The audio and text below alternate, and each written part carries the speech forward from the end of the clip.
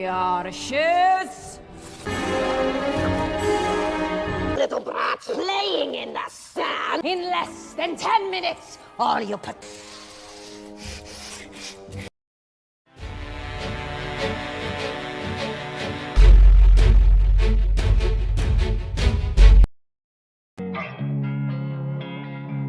Halo Midikers, gimana kabarnya? Sehat? Di video kali ini Mimin akan membawakan alur cerita dari film berjudul The Witches yang dirilis pada tahun 2020.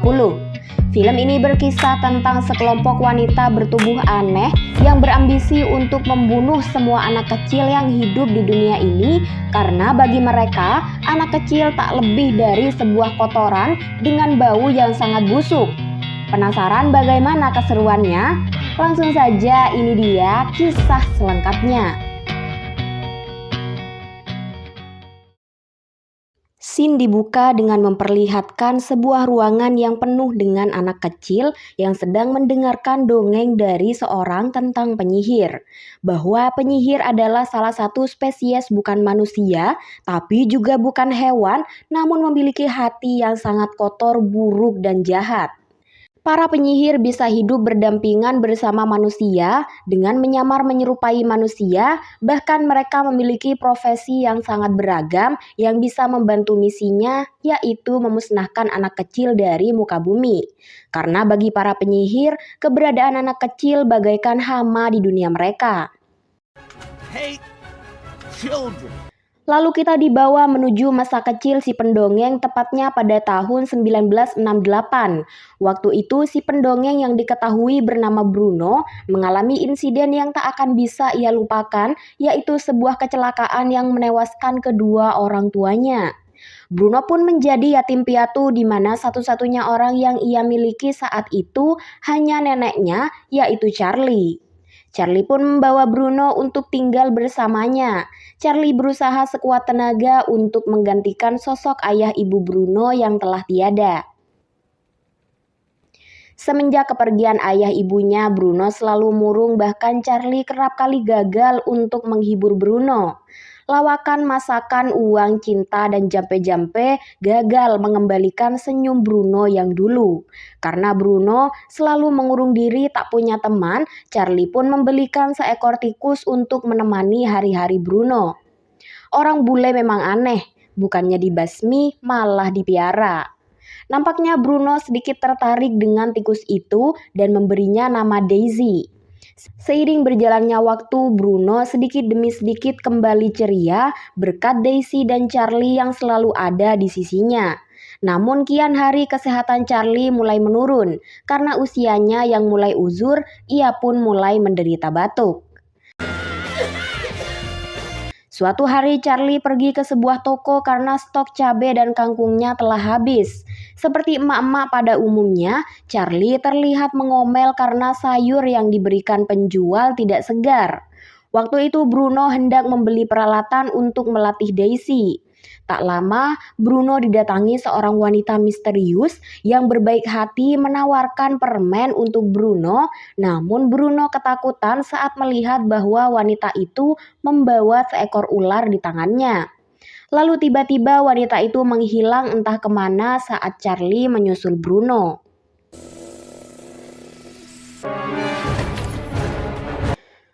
Kejadian di toko itu cukup mengganggu Bruno. Bruno pun menceritakan hal tersebut pada Charlie. Seakan mengetahui identitas seseorang yang mendatangi cucunya, Charlie mencoba menebak ciri-ciri wanita itu. Dengan sarung tangan dan menutup kepala yang dikenakan wanita itu, Charlie pun mengatakan bahwa ia adalah penyihir. Mendengar itu Bruno pun tak percaya karena menurutnya penyihir hanya ada dalam dongeng. Untuk meyakinkan Bruno, Charlie pun menceritakan kisah teman masa kecilnya yang bernama Alice. Waktu itu Alice dan Charlie sedang bersama, tiba-tiba Alice menghilang dan ternyata ia menemui seseorang yang sangat baik hati yang memberikan sebungkus permen untuk Alice. Saat melihat wajah wanita itu, Charlie pun lari terbirit-birit ketakutan dan meninggalkan Alice. Malam harinya Charlie sangat lega melihat Alice pulang dengan selamat, lalu keesokan harinya sesuatu tak terduga terjadi. Alice terlihat seperti terpengaruh mantra dan berubah menjadi seekor ayam. Kedua orang tua Alice tidak mengenal wujud Alice saat ini, menempatkan Alice bersama ayam-ayam lain di kandang. Sementara Charlie yang mengetahui fakta bahwa ayam itu adalah Alice hanya bisa terdiam karena tak ada seorang pun yang akan percaya. Saat bercerita, Charlie tiba-tiba tersadar bahwa nenek sihir itu telah melihat wajah cucunya dan sampai kapanpun akan terus mengikuti cucunya.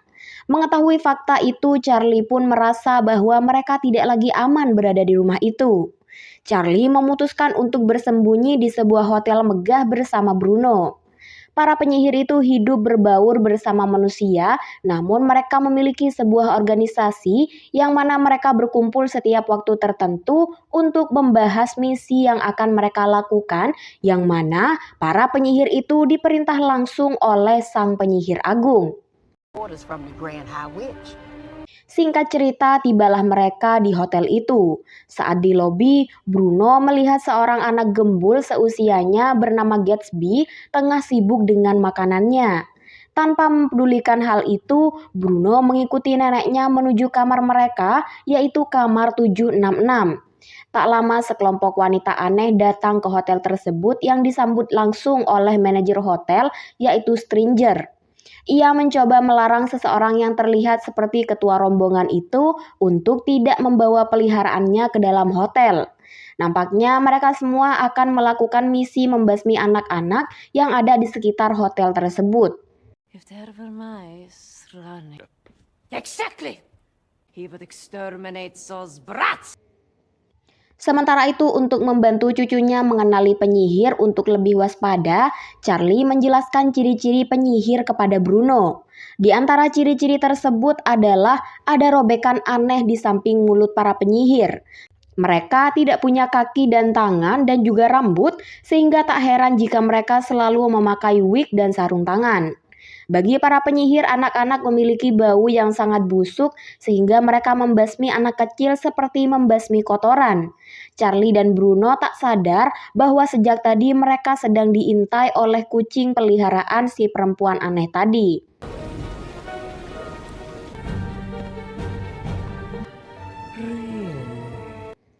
Keesokan harinya, Bruno menyiapkan sarapan untuk neneknya di mana karena hari ini Charlie sedang masuk angin, ia mempersilahkan Bruno bermain di luar hotel tanpa dirinya. Bruno pun keluar kamar untuk melatih tikusnya. Tak lama, Bruno menemukan sebuah aula kosong yang sangat pas untuk menjadi tempat melatih Daisy. Sebelum itu, ia bertemu dengan Gatsby yang katanya memiliki janji dengan seorang wanita yang akan memberinya coklat di aula itu. Bruno mulai mempersiapkan peralatan yang ia butuhkan hingga tiba-tiba Bruno mendengar sekelompok orang memasuki aula. Sontak Bruno pun sembunyi. Rupanya mereka adalah rombongan penyihir dan ternyata si ketua rombongan itu tak lain dan tak bukan adalah Sang Penyihir Agung. Dari bawah podium, Bruno menyaksikan secara live bagaimana rupa dan fisik asli para penyihir yang begitu aneh dan menyeramkan.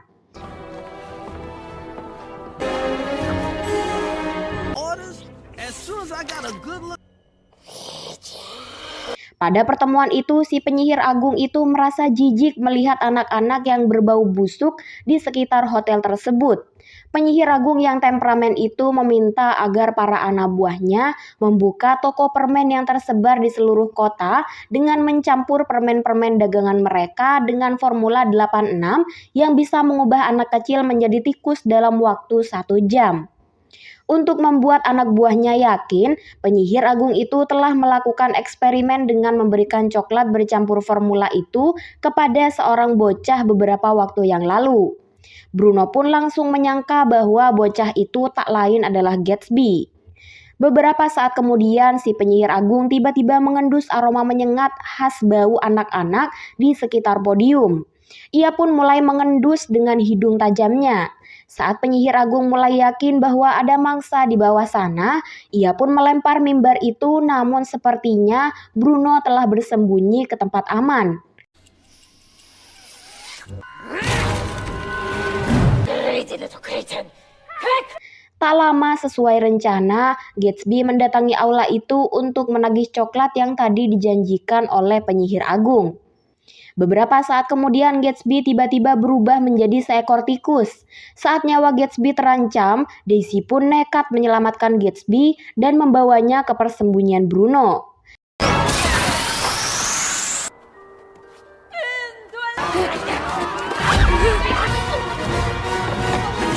Karena itu, si penyihir agung berhasil menemukan keberadaan Bruno dan langsung menyeretnya keluar. Sama seperti Gatsby, para penyihir itu pun merubah Bruno menjadi tikus. Merasa nyawanya sedang terancam, mereka pun lari melewati jalur ventilasi udara dengan tubuh baru mereka yang mungil.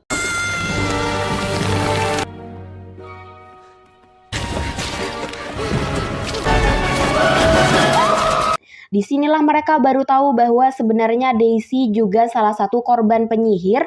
Dulunya ia adalah seorang anak gadis bernama Mary. Saat ini satu-satunya orang yang bisa membantu mereka adalah Charlie. Mereka pun bergegas menuju kamar Charlie. Sebelum itu, pelayan hotel sempat melihat mereka bertiga dan sepertinya si pelayan hotel ini cukup geli dengan tikus tidak jauh berbeda dari Mimin. Hingga tiba-tiba mereka bertiga terlempar ke kamar Charlie. Meskipun awalnya Charlie merasa kegelian dengan kedatangan tiga makhluk gemoy itu, namun pada akhirnya Bruno berhasil menceritakan apa yang telah terjadi kepada mereka bertiga. Nampaknya pelayan hotel itu memanggil pembasmi tikus untuk memasang jebakan tikus di kamar Charlie demi kenyamanan Charlie. Setelah itu, mereka semua membuat sebuah rencana untuk mencuri ramuan dari kamar penyihir agung yang kebetulan tepat berada di bawah kamar mereka. Berbekal benang rajut Charlie, Bruno pun turun ke kamar penyihir agung lalu menyelinap ke dalam dan Bruno pun berhasil mendapatkan formula itu. Tiba-tiba penyihir agung datang dan mengejutkan Bruno yang saat ini tengah bersembunyi. Bruno sempat melihat satu peti uang sebelum kemudian keluar secara diam-diam untuk kembali pada Charlie dengan formula itu.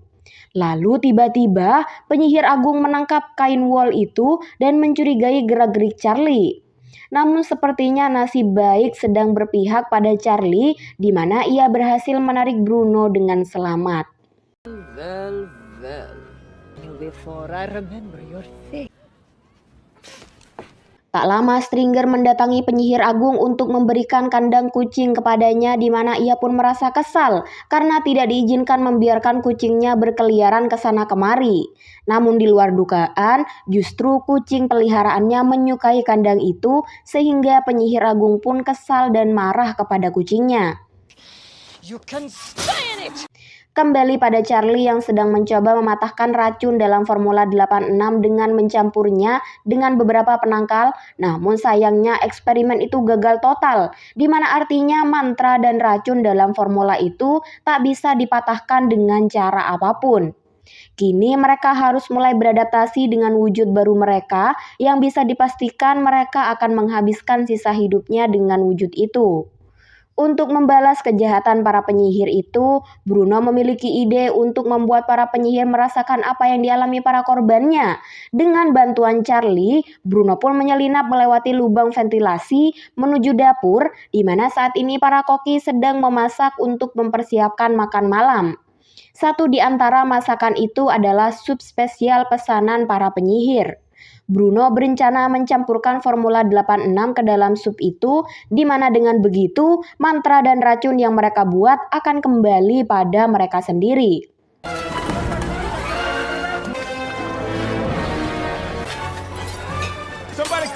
Sementara itu Charlie sedang berusaha menunjukkan wujud Gatsby saat ini kepada orang tuanya, di mana mereka berdua pun histeris dan menganggap bahwa Charlie sedang mengidap gangguan jiwa.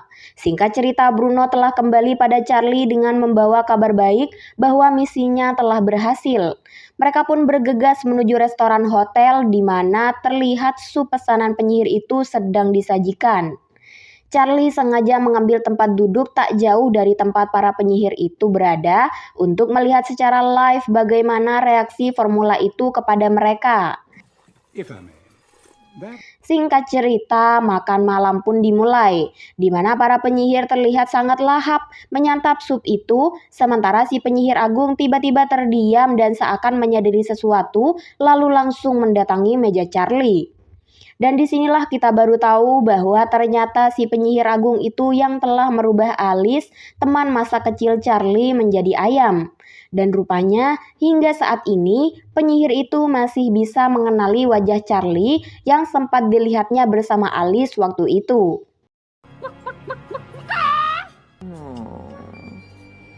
Beberapa saat kemudian, satu persatu anak buah penyihir agung berubah menjadi tikus, hingga suasana makan malam pun menjadi kacau, di mana sebelum penyihir agung meninggalkan meja Charlie, diam-diam Bruno berhasil mencuri kunci kamar si penyihir agung itu.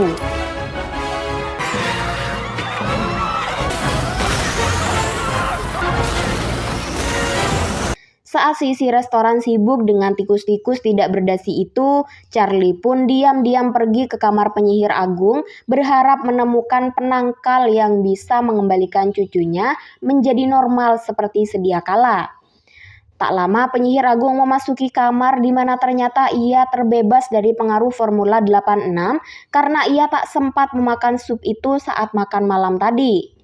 Tanpa basa-basi, penyihir agung itu langsung menyasar Charlie, di mana cucunya tak tinggal diam dan bekerja sama dengan kedua temannya untuk membuat penyihir agung itu merasakan bagaimana mantapnya Formula 86 ciptaannya tersebut.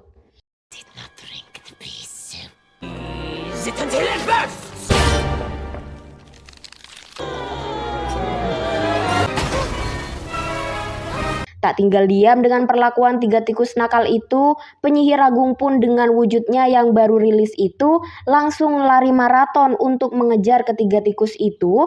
Namun beruntung Charlie dengan sigap mengurungnya di bawah sebuah toples kaca sehingga penyihir agung itu tak bisa berkutik.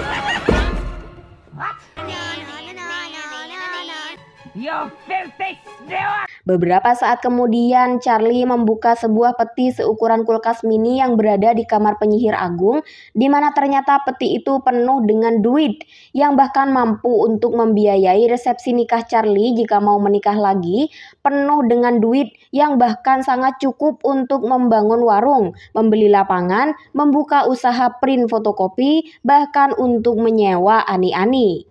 Di dalam peti itu, Charlie juga menemukan sebuah buku besar berisi daftar nama penyihir yang tersebar di seluruh antero jagat, di mana Bruno memiliki ide cemerlang untuk memanfaatkan Formula 86 beserta uang yang ada di dalam peti itu untuk menghapus keberadaan penyihir jahat satu persatu dari muka bumi. Sebelum pergi, Charlie membuka kandang kucing peliharaan penyihir agung itu, lalu menguncinya bersama penyihir agung dalam satu ruangan. Di mana kalian tahu sendiri bahwa tikus adalah salah satu santapan mewah dan berkelas sekelas restoran bintang 5 bagi kucing. Alih-alih bersikap rakus dan menggunakan uang itu untuk tujuan maksiat seperti menyewa ani-ani, Charlie memilih untuk menggunakan uang itu untuk kepentingan akhiratnya yang bisa membantunya di alam baka dengan menyedekahkan uang itu untuk karyawan yang bekerja di hotel tersebut, yang mana mereka semua tergolong golongan duafa. Sebelum pergi, Charlie memutuskan untuk memperlihatkan wujud Gatsby saat ini kepada ibunya, di mana meskipun Gatsby menceritakan secara langsung kepadanya apa yang telah terjadi, si ibu malah histeris dan kabur, sehingga mau tidak mau Gatsby harus tinggal bersama Charlie, Daisy, dan juga Bruno.